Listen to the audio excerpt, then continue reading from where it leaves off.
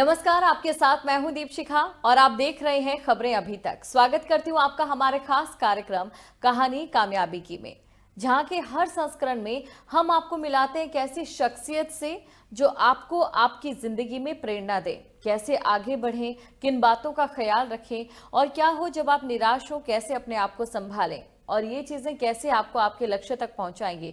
और आज इन तमाम चीजों के बारे में हम जानेंगे किसी की जिंदगानी से। हमारे साथ इस कार्यक्रम में मौजूद है मशहूर बिजनेसमैन मिस्टर राजीव गुलाटी जी। सर, स्वागत करती हूँ आपका हमारे कार्यक्रम में। सर, आपसे सबसे पहले मैं जानना चाहूंगी दर्शकों की जानकारी के लिए, ताकि दर्शक समझें कि आपकी कामयाबी की कहानी क्या है।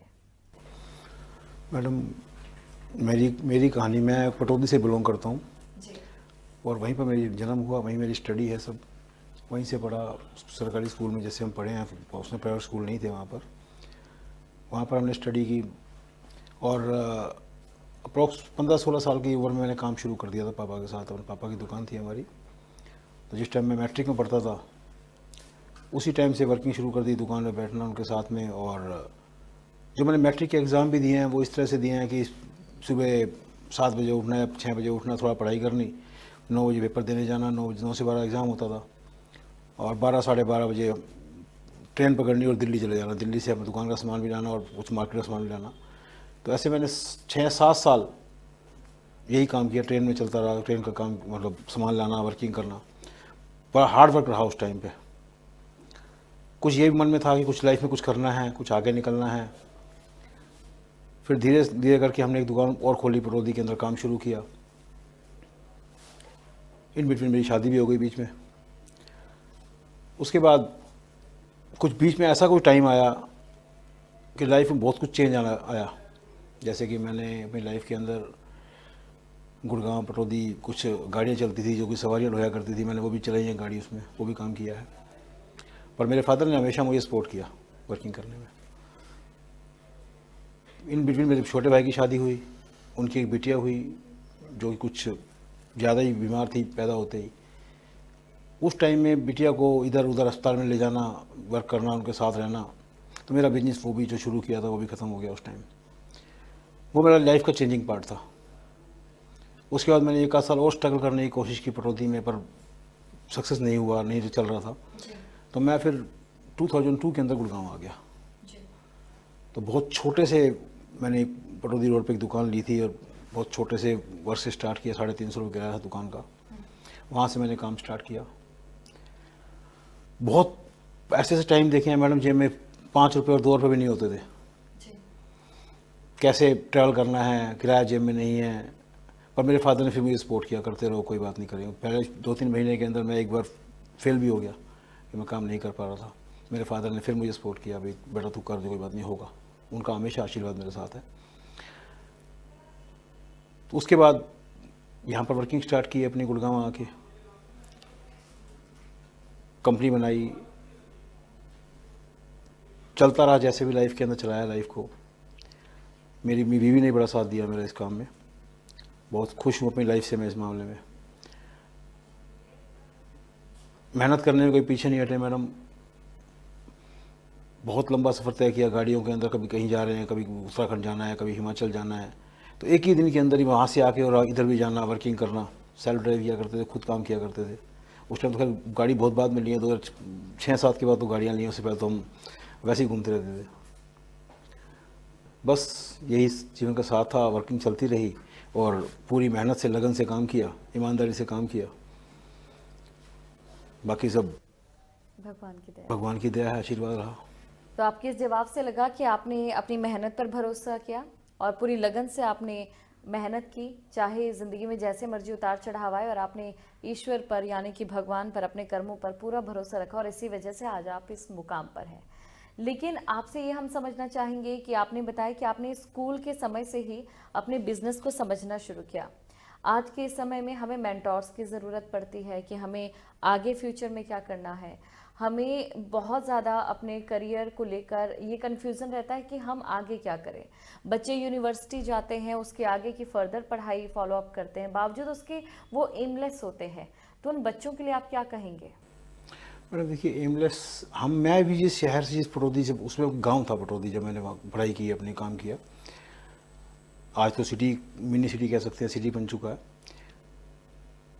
जब मैं शुरू में पापा के साथ बिजनेस में आया था, वर्क स्टार्ट किया था, तो उस टाइम तो मुझे भी खुद नहीं मालूम था मुझे क्या करना है जी। कि वर्क कैसे स्टार्ट करना है, कैसे नहीं करना है। बस ये एक लगन था, एक लगन थी मुझे कि मुझे कुछ ना कुछ करना है लाइफ के अंदर, जी। कुछ ना कुछ आगे निकलना है। उसी लगन के हिसाब से लाइफ में चलता रहा, पर मैं तो कभी सोच ही नहीं पाया इस बारे कि मैं कहाँ पहुँचूंगा, कैसे करूँगा। और आज भी मैं एक लर्नर हूँ, एक स्टूडेंट हूँ। मैं आज भी अपने आप को वही मानता हूँ कि जैसे मैं स्ट्रगल करता हूँ, आज भी स्ट्रगलर हूँ। और आने वाले बच्चों को, जो मेरे हैं बच्चे, उनको यही समझाना चाहूँगा कि लाइफ के अंदर विजन होना चाहिए आदमी का, मुझे कुछ करना है। ये ना सोचे कि आजकल बच्चे क्या करते हैं कि बहुत जल्दी स्टेप की या लिफ्ट से जाना पसंद करते हैं। जब तक आप स्टेप बाय स्टेप नहीं चलेंगे वर्किंग लाइफ के अंदर, तो मैं नहीं कोई हो सकता है कि 1000 या लाखों में से एक बंदा लिफ्ट से ऊपर चला जाए जी। पर सब लोग नहीं जा सकते। पर लोगों की, बच्चों की सोच आज की ये है कि हम तो सीधा लिफ्ट पकड़े और मतलब कि एकदम सीधे बिजनेसमैन बने। जी। तो मैं तो यही कहूँगा कि आप स्टेप बाय स्टेप चलें। बच्चों को भी ये समझाऊंगा, स्टेप बाय स्टेप चलेंगे तो ज़्यादा अच्छा रहेगा, क्योंकि उसमें आपको पता लगता है कि आपने लाइफ में क्या किया है, बिल्कुल। आप कैसे अचीव कर रहे हैं, कैसे आगे बढ़ रहे हैं। जी। और जो आदमी लिफ्ट से ऊपर चला गया उसे पता ही नहीं चलेगा उसने लाइफ में किया क्या। जी। हमारे हिंदुस्तान में भी ऐसे बहुत से हैं, बहुत लिमिटेड लोग हैं जो लिफ्ट से ऊपर गए हैं। जी। अब ऊपर जाके सर्वाइव करना और संभालना, यही बड़ी, जब तक आपको बैकग्राउंड नहीं पता होगा आपका, आप वर्किंग कैसे कर रहे हैं, आप क्या कर रहे हैं, तो मेरे को नहीं लगता कि शायद एकदम एक आध को छोड़ के कि हम बहुत जल्दी से कवर कर सकते हैं। तो जैसा कि आपने बताया, आजकल के युवाओं को ज़रूरत है कि वो एक कदम के बाद अपना दूसरा कदम ले, स्टेप बाय स्टेप चले, शायद इसीलिए उन्हें कामयाबी बहुत जल्दी मिलेगी। अब मेरा अगला सवाल आपसे रहने वाला है, अक्सर ऐसा होता है कि हम ज़िंदगी में जब भी आगे बढ़ते हैं, कभी कभी स्थितियाँ ऐसी बन जाती है कि हम ये महसूस करते हैं कि शायद अब हमसे ये मेहनत नहीं होगी, या अब हम ज़िंदगी में हार चुके हैं, आगे नहीं बढ़ पाएंगे। क्या आपके साथ भी कभी ऐसा हुआ है? नहीं मैडम, मेरी सोच इस बारे में बिल्कुल डिफरेंट है। जी। जैसा मैंने अपनी उम्र में 16-17 साल में काम शुरू किया था, वो काम तो खैर वो नहीं रहा कि उतनी मेहनत मुझे करनी है और भागना दौड़ना है।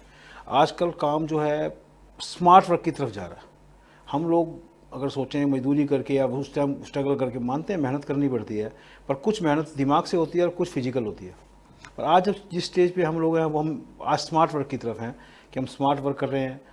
और यही सब कुछ है कि आज हम वर्किंग कर रहे हैं, पर वो वर्किंग नहीं है कि जो हम फिजिकल वर्किंग पहले करते थे, उस वर्किंग को छोड़ के आज हम स्मार्ट वर्क पे हैं। तो मैं आने वाली जनरेशन को कहूँगा कि वो भी स्मार्ट वर्क की तरफ ध्यान दें। जो बच्चे पढ़ के आज आ रहे हैं वो ज़्यादा बेटर है कि वो स्मार्ट वर्क की तरफ ध्यान दें। और फिजिकल मेहनत तो है, पर दिमाग का भी इसको बहुत ज़रूरी है यूज़ करना। बिल्कुल, ये बहुत सही बात आपने कही कि हम सोचते हैं मेहनत करें तो हमें सफलता जल्द मिल जाएगी, लेकिन किसी ने ये भी कहा है कि एक मज़दूर पूरी ज़िंदगी मज़दूरी करता है, लेकिन एक मज़दूर ठेकेदार बनता है, उसके बाद बिजनेसमैन बनता है और उसकी ज़िंदगी आगे बढ़ती है। तो इस मेहनत में फ़र्क सिर्फ इतना होता है कि हमें दिमागी मेहनत भी करनी चाहिए, स्मार्ट वर्क भी करना चाहिए, लेकिन इस मेहनत के पीछे एक स्ट्रगल भी होता है। अगर उस स्ट्रगल के फेस की बात करें, आपकी ज़िंदगी में कभी ऐसा स्ट्रगल आया है? मैडम हर बिजनेसमैन की लाइफ में आते हैं जी। स्ट्रगल फेस, तो आदमी कंटिन्यू करता है, कभी फेल भी होता है। आदमी जैसे जब चलेगा तो वो, मैंने पहले ही बोला था कि लिफ्ट से ऊपर जाने वाले बहुत कम होते हैं। जो स्टेप बाय स्टेप चलेंगे उनको सांस भी फूलेगी, स्टेप चढ़ते हुए और वर्किंग करते हुए उनके फेस भी ऐसे आएंगे कि उनको बैक भी खींचा जाएगा, बैक भी जाएंगे, आगे भी आएंगे। ऐसा कभी नहीं होता है कि मैडम बिल्कुल डायरेक्ट थ्रू और सीधा मैं चढ़ता ही चला जाऊँगा, जी। ऐसा कभी नहीं होता। आप फेस टू फेस चलेंगे, लाइफ के अंदर माइनस पॉइंट भी आएंगे, प्लस भी आएंगे। माइनस को अगर आप सोचेंगे तो आप फिर फेल हो जाएंगे। हमेशा फेस आप लेके चलेंगे। आप जिस भी काम में कर रहे हैं, अगर वो माइनस पॉइंट आया, उसको सॉल्व करने की कोशिश करें। जी। क्योंकि हम अगर सोचते हैं कि हम उसको सोल्व नहीं कर पाएंगे, हम अटक जाएंगे, ऐसा मेरी सोच ये है कि जीवन में ऐसा कोई भी काम नहीं है कि जो हम एक इंसान सोल्व ना कर पाए। हो सकता है उसको सोल्व करने में फेल हो जाए, परंतु कहीं ना कहीं उसको 100% ये चांस मिलेगा कि वो उसको सॉल्व कर सके। किसी भी तकलीफ को, चाहे आप कहीं भी फंस गए हैं लाइफ के अंदर, आप किसी बीच में फंसे हैं, किसी मनी प्रॉब्लम में हैं, आप कहीं भी हैं, आप अगर स्ट्रगल करेंगे, आप मेहनत करेंगे तो 101% आपको सफलता मिलेगी। बिल्कुल सही बात आपने कही है और मुझे लगता है कि जो कहानी आपने सुनाई है, जो एक मंत्र आपने यहाँ पर दर्शकों को दिया है, वो ज़रूर दर्शकों की ज़िंदगी में एक कामयाबी का हिस्सा बनता दिखाई देगा, या जब भी उनकी ज़िंदगी में समस्या होगी, हो सकता है कि दर्शक इस कहानी को या फिर इस किस्से को ज़रूर याद करें।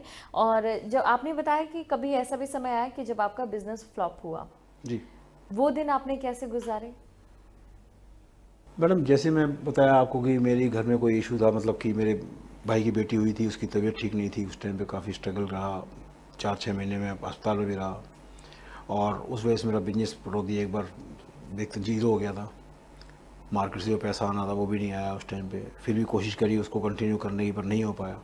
फिर गुड़गांव आया, गुड़गांव स्टार्ट किया, तो शुरू के 2-3 महीने के अंदर कोई ऐसा इशू हुआ कि मतलब जो कुछ पैसा इकट्ठा किया था वो भी सब एक बार जीरो हो गया।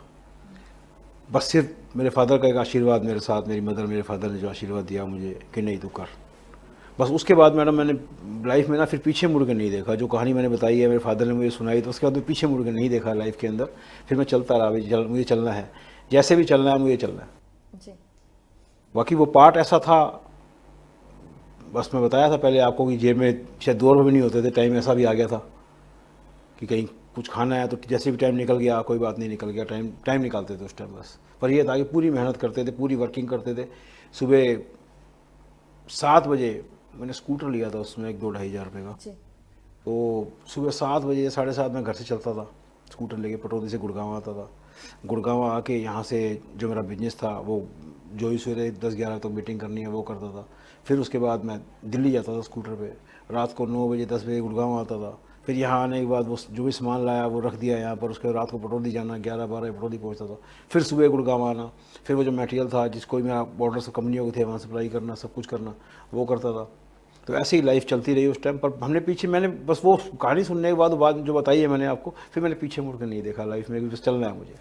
और यही चीज़ मैं अपने बच्चों को बोलता हूँ, बेटा काम के टाइम पे सिर्फ काम, इन्जॉय के टाइम इन्जॉय। मैं कभी नहीं कहूँगा आप लोगों को बेटा आप इन्जॉय कर रहे हो, आप घूमने जा रहे हो, उस टाइम आप काम करो, नहीं, उस टाइम आपका दिमाग रिलैक्स होना चाहिए। पर काम के टाइम पे आप इन्जॉय ना करें। काम के टाइम पे जो भी बच्चे आज काम कर रहे हैं, आप रिलैक्स देना चाहते हैं, रिलैक्स लीजिए। काम कर रहे हैं आप, आपको ये तो है नहीं कि आपको कोई सामान उठाना है, आपको वर्किंग करनी है, आपको स्मार्ट वर्क करना है। अगर लग रहा है आपको लग रहा है कि आप कहीं टाइट हो रहे हैं, माइंड आपको लग रहा है कि आप कुछ परेशान हो रहे हैं, तो उस टाइम पे आपको रिलैक्स लो, वर्किंग करो। आपको लगता है 15 मिनट रुकना है, काम करना है, ये नहीं हो कि कंटिन्यू आप काम में लगे, उसमें भी आपको इशू आएगा। आप काम करें, रिलैक्स भी लें, पर at the time of movement जब आप इंजॉय करना चाहते हैं, आप कहीं बाहर जा रहे हैं, आप कुछ कर रहे हैं, उस टाइम आप काम को लिमिटेड कर दें। जी, जो आपने बात कही है कि अगर आप अपने आप को रिलैक्स देना चाहते हैं और आप काम कर रहे हैं तो आप वो रिलैक्स दे सकते हैं। दर्शकों को बताना चाहूँगी कि जापान में कई कंपनियां ऐसी, इवन अगर हम गूगल की बात करें तो गूगल भी अपने कर्मचारियों के लिए 15 मिनट का नैप टाइम निकालती है। नैप टाइम यानी कि अगर आप 9 घंटे काम कर रहे हैं तो उसमें से आप नैप टाइम ले सकते हैं, थोड़ी सी नींद आप ले सकते हैं, क्योंकि वैज्ञानिकों का ये मानना है कि अगर हम हल्की सी झपकी लेते हैं उसके बाद हमारा जो दिमाग है वो एक बार फिर से रिस्टार्ट होता है और काफ़ी बेहतर कार्य करता है। और यही बात आपने हमें दर्शकों को भी बताई और शायद हो सकता है कि आपकी ज़िंदगी में ये चीज़ काफ़ी ज़्यादा आपके लिए फ़ायदेमंद भी रहे। अपने उन मुश्किल दिनों की जब आपके लिए सब चीज़ें काफ़ी मुश्किल थी, लेकिन फिर भी आपने उन्हें संभाला और आज आप इस मुकाम पर पहुँचे। जब भी इंसान को पैसों की दिक्कत आती है या फिर ज़िंदगी में कुछ ऐसी दिक्कतें, परिस्थितियाँ बन जाती हैं, तो होता है कि हम वो चीज़ें सीखते हैं जो शायद हमें कभी किसी ने ना सिखाई हो या ना बताई हो, या हमारे लिए अनुभव काफ़ी नया होता है। आप उस अनुभव को साझा करना चाहेंगे दर्शकों के साथ कि कैसे आपने मेहनत की, कितने आपकी जेब में रुपए होते थे और कैसे आप एक एक चीज़ के बारे में सोचा करते थे? मैडम, जैसा कि मैंने अभी बताया था आपको कि टाइम वो भी आया था, जेब में पैसे नहीं थे, वर्किंग करनी है, भाग दौड़ थी। पर मैंने मैडम एक चीज़ मैंने वो बताना चाहूँगा आपको कि लोग आज की तारीख बच्चे क्या है, सिर्फ पैसे के पीछे भागते हैं। और पैसे के पीछे, ये तो एक लाइफ का असूल है, आप किसी भी चीज़ के पीछे भागेंगे वो आपको कभी नहीं मिलेगी। आप जिस चीज़ को स्मूथ छोड़ देंगे, जिसको आप सिर्फ ये सोचेंगे मुझे वर्क करना है, मुझे काम करना है, और दिमाग को एक साइड लगा, आप सोचेंगे पैसा ही कमाना है, नहीं। अगर आप सिर्फ काम करेंगे, अपने काम की तरफ ध्यान देंगे, तो हर चीज़, ये कायनात भी आपका साथ देगी उस काम करने के लिए कि भैया अब ये बंदा स्ट्रगल कर रहा है, वर्किंग कर रहा है, तो ये काम कर रहा है। तो ये काफ़ी अच्छी बात आपने बताई है कि हमें सिर्फ पैसों के पीछे नहीं भागना चाहिए, अपने काम के प्रति भी हमें लॉयल रहना है, क्योंकि गीता में भी लिखा है अगर आप कर्म करेंगे तभी तो आपको फल मिलेगा। और फल जब भी मिलता है सुखदायी होता है, भले थोड़ी देर हो जाए लेकिन अंधेर नहीं होती। ऐसे में अगर आपकी फैमिली की बात करें तो फैमिली का सपोर्ट कितना रहता है आपके साथ? बहुत सपोर्ट किया उसने मुझे, बहुत सपोर्ट किया। अब उसे शिकायत है, अब बच्चे बड़े हो गए, अब तो मुझे टाइम दिया करो। पर वो भी ठीक है, अब जैसे कभी साल में 1 साल में कहीं बाहर घूमने चले गए, कहीं चले गए, वही होता है।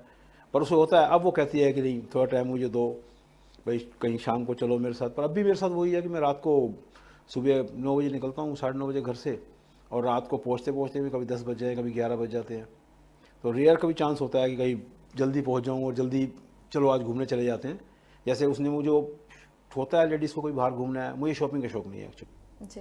मैंने लाइफ में शायद कोई एक आध बार ही कोई पैंट शर्ट खरीदी होगी, वो भी शायद इंडिया से बाहर, कभी मुझे ज़रूरत हुआ, कभी कुछ चीज़ ले ली। अदरवाइज़ मेरे सारे कपड़े, जूते, जो भी है वो सब कुछ मेरी मिसेज लेके आती है, मैं कभी नहीं लेके आया मार्केट से। मैं मार्केट शॉपिंग का शौक ही नहीं है। उसके साथ भी शॉपिंग के लिए नहीं जाता हूँ मैं। उसको इस बात से शिकायत है कि आप मेरी शॉपिंग नहीं कराते, आप शॉपिंग जाते नहीं हो। ऑलमोस्ट मतलब कभी कभी ऐसा होता है कि 5-5, 7-7 साल होते हैं थिएटर गए हुए, पिक्चर देखे हुए। बच्चों के साथ चली जा, को जाना है बच्चों को ले जा, मैं नहीं जा रहा, टाइम नहीं है। तो अब वो शिकायत करती है, अब तो निकाल लो, बच्चे साथ आ गए हैं, अब तो कम से कम आप कोशिश करो कि मेरे साथ कहीं जाना है, आना है। आपने बताया कि आप जैसे विदेशों में जाते हैं, तो विदेशों में अब तक कितनी कंट्रीज़ में आप जा चुके हैं, और बाहर देशों से कोई एक ऐसी चीज़ जो आपने सीखी हो या समझी हो? मैडम कंट्री में मैं बहुत घूमा हूँ, और मेरे अपना ऑफिस भी है यंगून बर्मा के अंदर, मेरी कंपनी है वहाँ पर। जी। अभी कोविड की वजह से कुछ स्लो चल रहा है वहाँ पर, अदरवाइज़ नहीं तो शायद कोई महीना होता होगा मैं शायद इंडिया से बाहर नहीं जाता, 2 बार भी, 1 बार भी चक्कर लगता था। कोविड के बाद काफ़ी स्लो हो गया, नहीं जा पा रहा हूँ। मैडम देखिए, कहीं भी आप चले जाएं, कल्चर जो इंडिया का है वो इंडिया का ही है। जी। बाहर मैं तो सलाह ये दूंगा, आप बाहर जाते हैं सिर्फ घूमने जाएं।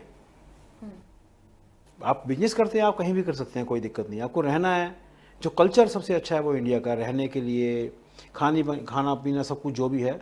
बाहर विदेशों में जाके, मैं चाइना में गया, चाइना में जाके मुझे इतना परेशान था, खाना ढूंढते ढूंढते 60-60 किलोमीटर तो टैक्सी लेके जाना पड़ता है खाना खाने के लिए। उनका तो आप खाना खा नहीं सकते जो खाना खाते हैं। तो वहाँ काफ़ी है। अब तो ऐसा है, जाते हैं तो अगर 7 दिन, वैसे तो मैं बहुत रेयर जाता है, बहुत लंबा टाइम का जाता हूँ, 2 दिन 1 दिन कहीं गया वापस आ गया, बिजनेस का टूर होते हैं।